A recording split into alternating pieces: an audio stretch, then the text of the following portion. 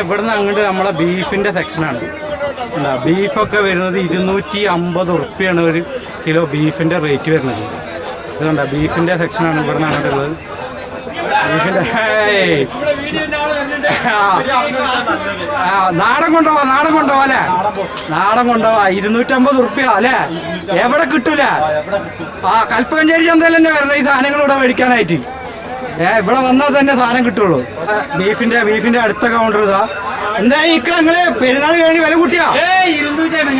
തല പോയാലും വില കൂട്ടുന്ന പരിപാടിയില്ല. ഇത് നമ്മളെ ചിക്കന്റെ സെക്ഷനിലാണ്. ചിക്കന്റെ സെക്ഷന് ബ്രോയിലർ 240, ലഗോണ് 150 ഇന്നത്തെ റേറ്റ് വരുന്നത്. പിന്നെ ഇത് നമ്മളെ ബീഫിന്റെ സെക്ഷൻ തന്നെയാണ് വരുന്നത്. അടുത്ത നമ്മളെ ആട്ടിറച്ചിയുടെ സെക്ഷനാണ് അടുത്തത്.